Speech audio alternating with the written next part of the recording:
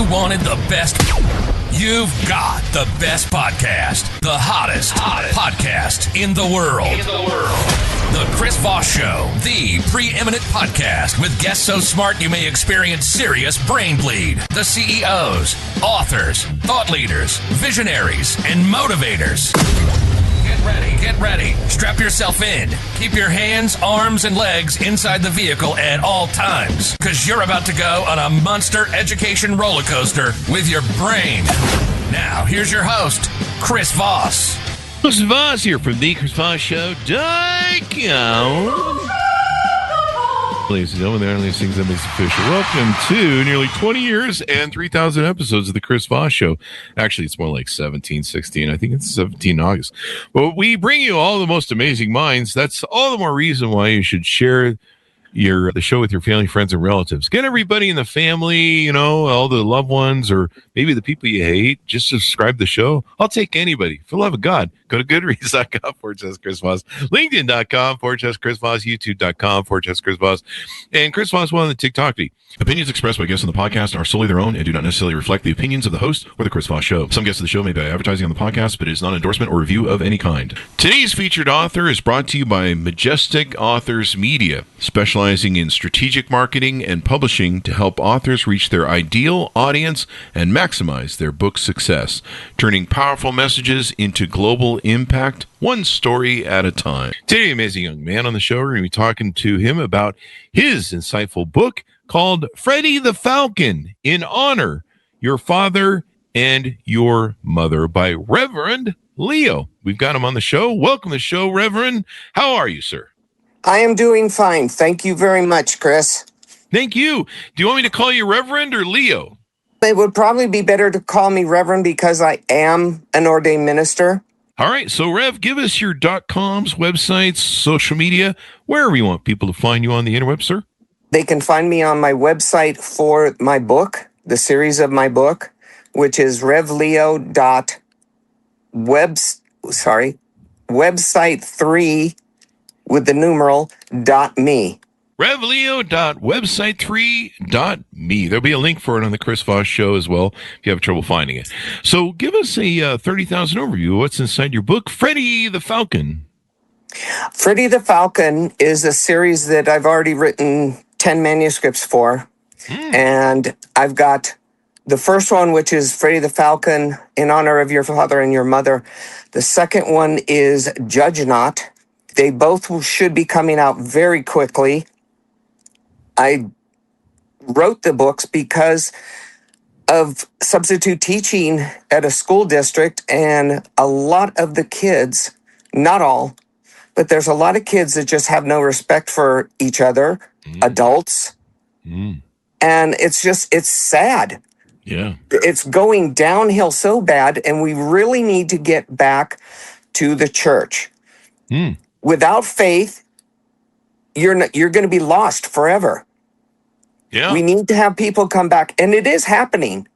People started going back to the church as soon as the current president got into office. So it's not far-fetched, but living under God's word will make your life better and easier. And so what was the impetus that made you want to write this book, create the character of Freddy the Falcon? Okay, lost my job as a substitute teacher, and I was sitting there, and I happened to be reading my Bible, and I thought, you know something? There are a lot of Bible verses that young kids can start learning. They don't have to go to church, and a lot of people don't have to go to church to believe in God. However, I wrote the book. I started writing. Actually, I was thinking about characters, and I was thinking my favorite bird is a peregrine falcon. And I thought, you know something? I'm going to name the characters in the book kind of like actually, I'm not sure how to say it, kind of like a pseudonym. Yeah. So Freddy the Falcon, so it rhymes. In the book, there's also Sally the Sparrow. So each book has different animals, birds, whatever, that what their species is what will be the first letter of their name. So this is what started, and then it didn't take me very long to get 12 of the books written, or 10 of the books, manuscripts written, started getting it published. I was excited about it, but I'm even more excited now because I've had to redo the first book, which is In Honor of Your Father and Your Mother, because of the book got pirated by the publisher. And it was published February 4th of 2025. To this date, they're still making and selling the books. I have gotten no report, which is supposed to be quarterly, and no royalties off of it. I do have an attorney that is actually working on it. They're in contact with Amazon. They will be in contact with Barnes & Noble because that's the two places that I know of that they've been selling it, and let them know. But the new version, which I will send you a copy of the cover so you can put it on your website, is more vibrant and actually looks like a peregrine falcon rather than an owl. Although I do have an owl in the thing, but in the storyline, but actually I think the owl is in volume 2. Judge not. Yes, I do have that. So I'm actually very excited about this now with getting this published, getting the word out, and I have a feeling kids are going to love it. From what I heard from a marketing firm, just January, February, and March of this year, Integrity sold 800 copies of softbound of my book, the pirated one, and 56 of the hardbound. And who knows how many they sold last year. So that's why I now have an attorney, because my copyrights have been, and intellectual property has been stolen. Yeah. So the book that people should be looking for is going to be the colorful one. It's the one that's the one that's been hijacked there, as it were, is kind of bland looking, but the one that has vibrant colors on it, I think that's the one. And of course, there'll be a link for this on the Chris Voss Show. So if you have a question of which book to buy, but hopefully you get that worked out. Now, with the book, the centers around biblical teaching of the honor your father and your mother from Exodus 20:12. Why was this message especially important for you to share with children today? I had experienced a couple of incidences at the school. I shall not name the school for liability issues, where the student was totally disrespecting the parent during a meeting. You know, parent-teacher conference. It was not just a teacher conference, but it also included the principal. Oh. Yeah. The individual student ended up, from what I understand, I have not heard of an official, but I understand she was, what's the word they use? Expelled. Expelled, okay. But she sat there the entire time using her middle finger and thumb and thumping the side of her mother's head. Oh, wow. Just like a flick, like the flick thing, or a good hard flick. Wow. That's amazing. I couldn't believe how disrespectful this student was to the mother. Yeah. I mean, I've seen other things, like I've had one student that was giving me a real hard, never gave me trouble before, and then all of a sudden started giving me a real hard, and I said, do I need to call your dad? And he goes, I don't care. I don't see my dad anymore, so it doesn't make any difference. And I was like, wow. Wow. Explains a few things there. But this is why I decided to write this book, the book series. And once I get 3, 4, maybe 5 of them out there, I'm going to be working on improving more. I've got the whole Bible to use, and I've got patriotism to use. So the book is supposed to help patriotism in kids, because I know a lot of kids don't, especially in junior high and high school, don't like this country, then move out. Yeah. When you get 18, move out. But this is a great country, and it doesn't matter if you believe in God or not. God loves all his children. Excuse me. So that's another reason why I'm writing the books. I also officiate weddings. Oh, yeah. So I do that. I don't have a church. That's an enormous undertaking to start. So I'm just going to do weddings. I've done them. Wow. I've done one in a front yard. Oh, really? Yep. They That's gotta be decorated the interesting. whole front yard, and it's okay. However, I have a little, how do I put this? It's not a genre. My attire Your is a attire. Oh, minister's shirt like with an a white outfit? square, and I wear a kilt. Oh, yeah, kilt. I do have Scottish in me. So Oh, that's why I do a kilt. And so far, people really like that because you don't see that. It's usually in a church. I haven't done it in a church, but I've done it in a convention room at a hotel casino here in Nevada. uh-huh. So I'm not opposed to officiating wherever is needed in the state. Yeah.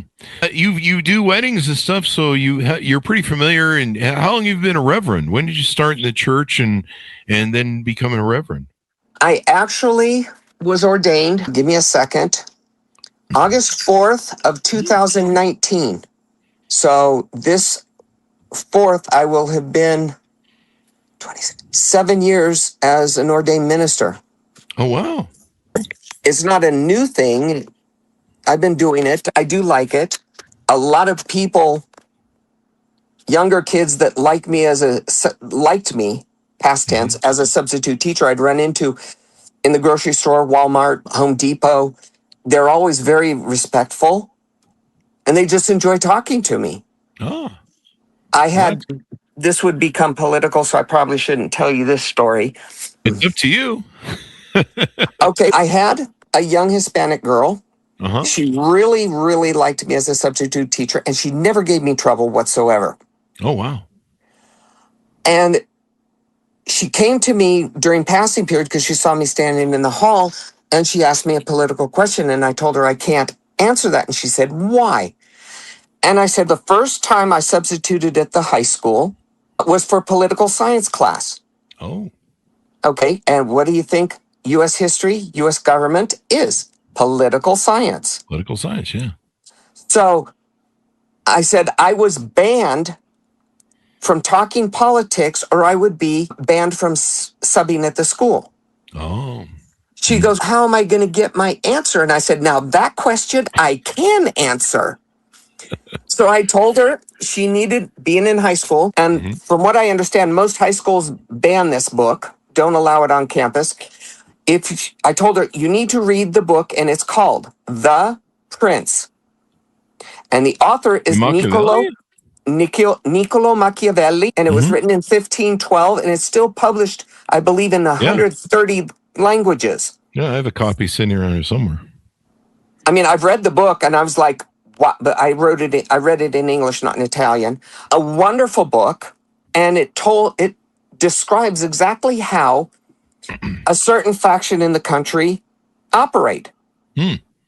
And she goes, the day I finished reading the book, I saw her 3 months later, and she says, I finished reading the book. And I said, that's wonderful.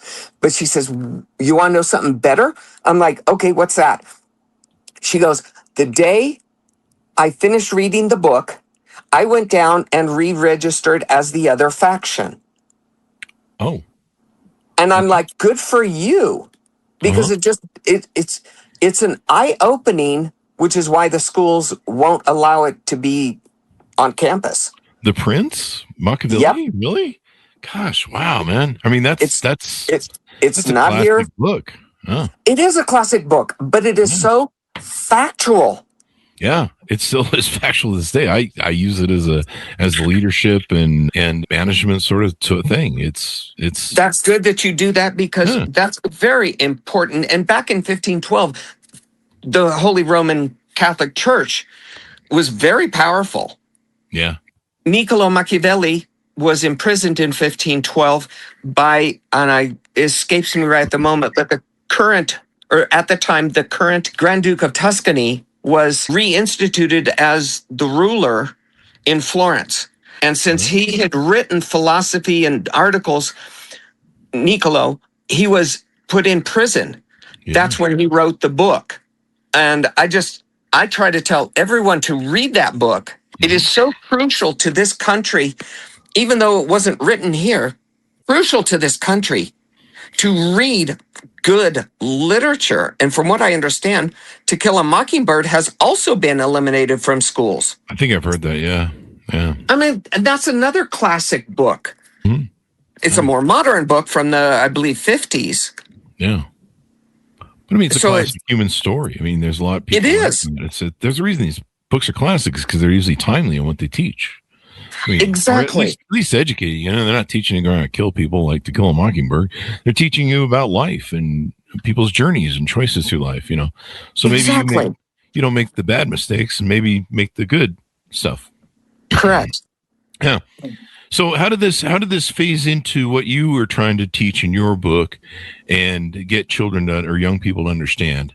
If they start learning fundamentals, like in honor of your father and your mother, in other words, the way Freddy the Falcon is, his father had told him to rake all the leaves up and put them in the trash can, the outside trash can. And when he came home, I believe, I've got so much in my head, I'm trying to keep all the stories straight, but I believe he came home and he asked Freddy if he did his chores. And he and Sally the Sparrow were flying in and out of the sprinkler that was on, having some fun. And he said no. So his dad said, you need to stop and you need to go do your work that you were told to do. So he did, cleaned it all up. He cried a little bit while he was doing it because he wanted to play. Yeah. And yet, when he got done, he ran to his dad and he said, come see. Dad went out there and he said he was proud of him. Then, if I'm remembering this story, like I said, I've got 10 of them in my head. Yeah, you got a lot of stories. He was able to resume playing. Yeah. Now, the next book is Judge Not. The first book. That's why this is important, is so that way kids understand they need to do what their parents tell them, whether it's instructions or chores, because it's teaching them fundamentals they're going to need the rest of their lives. And if they can't follow orders they're not going to be able to follow orders when they have a job, which means they're not going to be keeping a job. Yeah, because if you don't follow orders around the job site there, you get sent down the highway. That's usually exactly. There was a girl that I know from the high school. In 2 months, she was a senior. Last half of high school, I found out she had 3 jobs in that 2 months, and she couldn't keep the job. Wow. And I tried to explain to her that if you don't do as you're told, because that's what you're getting paid for, you're not going to be able to hold a job. And if you lose too many jobs in a short period of time, nobody's going to want to hire you. It's very true. And I've seen it so much. And so what age group would you say your books are targeted to? I'm targeting it from, 2 years old, all the way up to, I believe it's either 16 or 17, but anybody could read the book. Yeah. I mean, the book does have the Bible verse out of the Bible. So it's not like it's a kiddies only book, and anyone can learn from reading scriptures. Bible verses are scriptures. Yeah. There's a whole lot to learn in there. If I'm remembering Proverbs 3:5, trust in me is what Jesus said. So if you trust in him, you should have a better life. Now, you can pray to God, you can pray to Jesus, but don't expect an immediate answer and don't expect it to go the way you want it to go. Your answer might not be for a while and might not be the way you want, or it might be so subtle you might miss it. So there's a lot to be said for having faith in something. Gives you self-worth inside. Like the Bible verses says, love thy neighbor as thyself. Actually, I think I have that as one of my books. I'm going to have to go back and read it, but I think I have that as one of my books. If not, that's going to be one of them. Another book, actually, is Do Unto Others as You Would Have Others Do Unto You. That is one of the books that will be printed later. Excuse me. So that's why I do it. I mean, it is important because when I was growing up, we went to church every Sunday school when we were old enough, and it teaches you things. Yeah. I mean, you learn crafts for making, just as a first off the top of my head, the Garden of Gethsemane, where Jesus prayed the night before he was put on the cross. Things like that, or even just making a cross out of paper, drawing it or painting it brown and then gluing it together or taping it together. You learn crafts in a way in Bible school. Yeah. And that's all right before you actually go into church. So how do you feel the book combines faith-based lessons with colorful illustrations and storytelling? How is important the visual part of the storytelling in the book with the illustrations to reaching young readers? I'll tell you this. As a young kid, when I was able to start reading, I was reading comic books, and they were always very colorful. Kids react to bright colors. So having bright colors, as opposed to the pirated book, which is varying shades of pastel green, and the Freddy looks more like an owl than a falcon. Having vibrant colors, it'll intrigue. I mean, look at the cartoons that are on TV. Okay, the good ones, not the bad ones. They're very colorful and vibrant. And kids like that. It draws their attention in, which also helps with focus and paying attention. Yeah. So that's why I decided to totally switch it out, because I really want this book to come out. And it will be. I'm waiting to hear from both Amazon and Barnes & Noble. Hopefully I'll hear something within 72 hours, which would mean that the book would be available to be started pre-printing sales. So Amazon could start getting those printed up. And one thing to tell you, I don't know if you've set up your author page yet with Amazon. It's very different than the KDP section. And if you set up your author page, you can claim different properties as being yours. That might help you. And they usually assign you a personal rep that you can talk to directly, and you can probably get that resolved. Yeah. Yeah. Okay, I'm going to have to talk to my computer lady about that, because she's the one that's helped me set up the Amazon KDP. So definitely, if I can put up a profile on the regular Amazon. It's a whole separate area, but it's like author page area. So it's your author details and stuff. It's really weird that it's separate from KDP, but I don't make the rules. It's Amazon. They do what they want. But it's an author. I think it's called an author page. And go into that. You'll kind of use your same logins and everything, but you can claim books that might be stolen from you and things like that.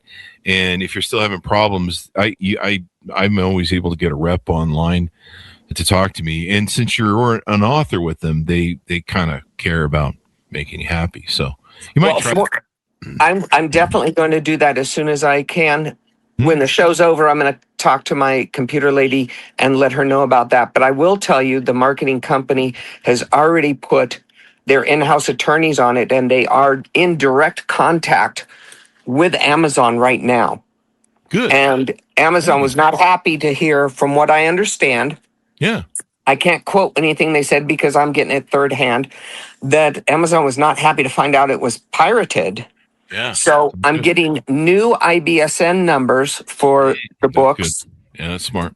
So let me ask you this. With Freddy, he shares lessons about sharing, responsibility, following instructions. What do you hope parents and children discuss with the book? I mean, imagine this is a great book for parents to read to their children. That's what I'm hoping for. And even if the parent does not read the Bible or believe in God, I'm hoping that reading this book to their kids might spark an interest to learn more, because it's showing good moral ethics for kids to grow up with, values as well. This is what I'm hoping for as a whole with the book, to get as many young kids during the age that I mentioned earlier, and even older, to maybe spark an interest. So, and then they want to learn, then they want to create, then they want to use their imagination, right?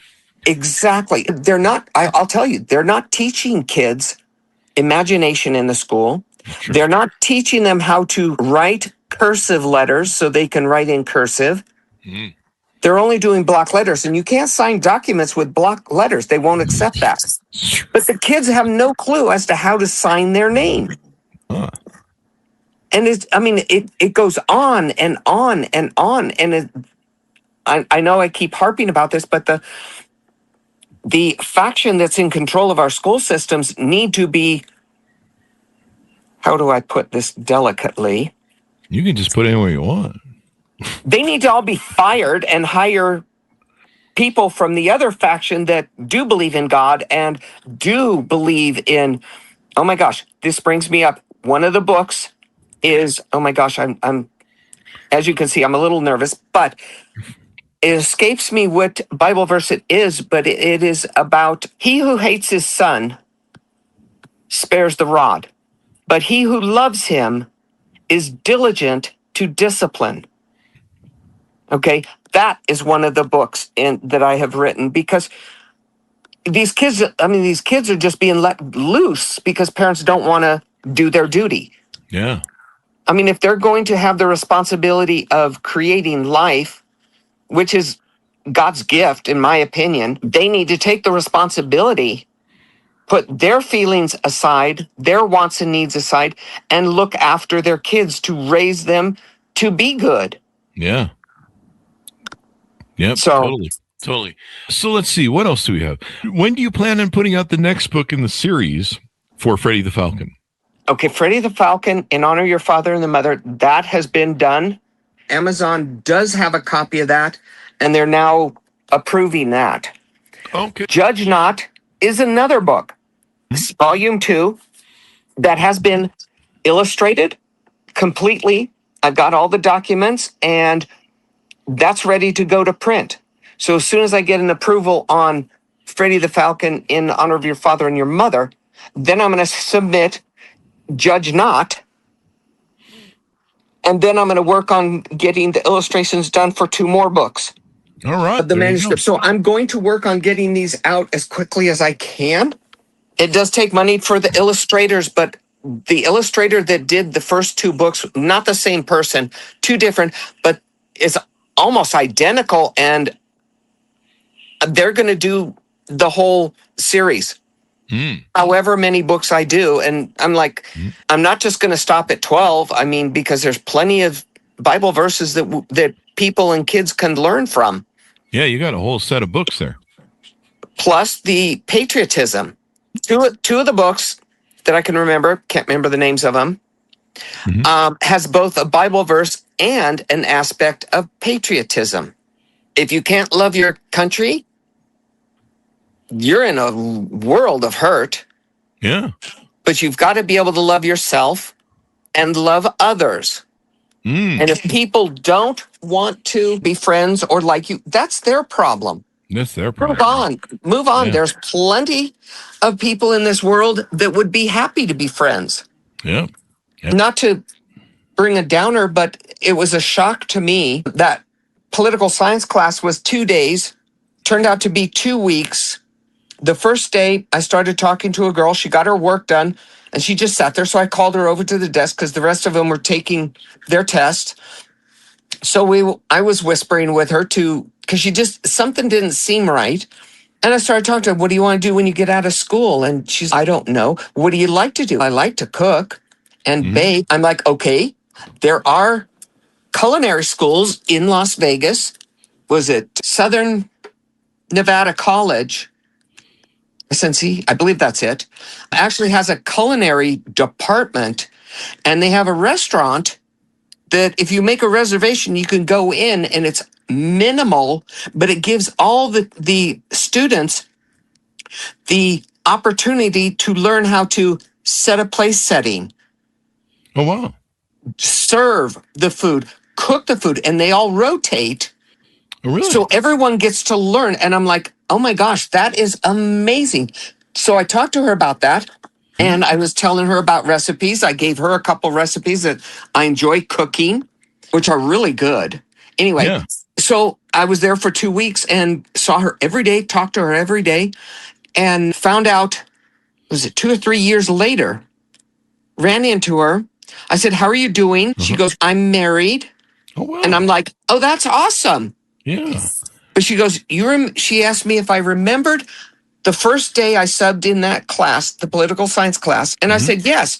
I said, you weren't very happy then. So that's why I figured I'd talk to her. So I was making her laugh. Laughter is a very good aid to fighting some depression. And she goes, yeah, I was down. And I had already decided before being in that class that when I get out of school today, I'm going out in the desert and killing myself. Wow. And I'm like, are you serious? And she goes, yeah. But she says, you totally turned me around. Wow. I'm like, holy moly. Wow. I was so amazed. I had no clue. She was a wonderful young lady. She now has kids. Wow. But there's a lot to be said. Kids want to be heard, and they're not. And a lot of them are acting out because of that. Parents don't have time. Parents give them cell phones. And I'm sorry, I know a lot of your viewers may not agree, but kids, elementary, junior high, and high school should not have cell phones. That's my opinion. Yeah. Their brains are still developing. They're not developing. They're playing music, playing games, and not doing their schoolwork. How are you going to function if you can't answer questions? Seriously, I've had former students in their 20s. Actually, no, one is now in his 40s. I wasn't subbing when he was in school. He cannot spell whatsoever. He always asks me, how do you spell this word? So I tell him. And so I was like his dictionary, verbal dictionary. So he's, how do you spell this word? Spell it this way. And he goes, I would kind of to write a book. I said, okay, start writing. Try to keep your thought in focus for one subject, like a chapter in the book. And then I'll read it as you need me to. Every other word, I had to ask him what it was because I could not decipher it. And that tells you a lot because I can speak, read, and write 4 languages and have a bachelor's degree from a Christian university in French.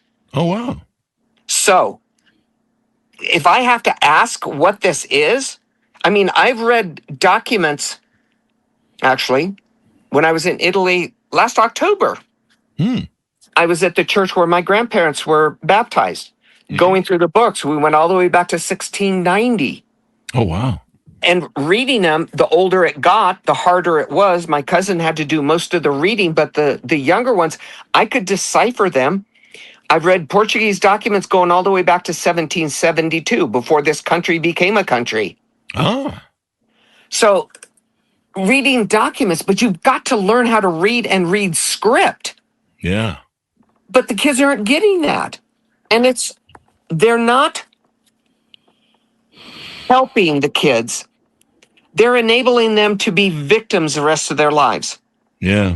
There's a lot of that victimhood going on in our society now and all those things. Oh my gosh. That is the biggest understatement. Yeah. Yeah. So give people a final pitch out as we round out the show to pick up your book and how to get your on your website page and all that good stuff, all the .coms. Okay. The website is revleo.website3.me. I don't have email on there. Soon there will be a link to ordering the books as soon as I can get that figured out. Once I get approved with Amazon and any other company, they can order directly through them. Amazon, I'm hoping will have it. Barnes and Noble, both of them already carried the pirated copy, so that should be more enticing with the vibrant colors and the better version to want to sell that. So I'm hoping that, and I am talking to a marketing, so we're going to be working on getting it so it can be distributed worldwide, because I know Amazon does have Amazon Australia, Japan, I think New Zealand, Canada, and Europe. And I'd like to see it get more and more. If things work out, I may translate the book into other languages for those countries. So we'll see what happens. I do want to come out with some merchandise being like a Freddy the Falcon doll and maybe Sally the Sparrow doll, because young kids like dolls. They can touch. If they can touch and hold, look at, it's going to be better for them in the long run. Yeah. So that's where we're at right now. I really appreciate you having me on your show. Yes, thank you very much for coming. And God bless you, Chris. God bless you too, sir. Thank you for coming on the show. We really appreciate it. Thanks to our audience for tuning in. Order up his books wherever fine books are sold, and the forthcoming books called Freddy the Falcon in Honor Your Mother. I'm sorry, let me reread that. Freddy the Falcon in Honor Your Father and Your Mother. Out on links on the Chris Voss Show. Make sure you look for the colorized version. There'll be links for all this stuff on the Chris Voss Show. So if you want to make sure you get the right book and buy the right book, you can go there and start from there and order it up on Amazon. Thanks so much for tuning in. Go to goodreads.com/Chris Voss, LinkedIn.com/Chris Voss, Chris Voss1 on the TikTokity, and all those crazy places on the internet. Be good to each other. Stay safe. We'll see you next time. You've been listening to the most amazing, intelligent podcast ever made to improve your brain and your life. Warning, consuming too much of the Chris Voss Show podcast can lead to people thinking you're smarter, younger, and irresistible sexy. Consume in regularly moderated amounts. Consult a doctor for any resulting brain bleed.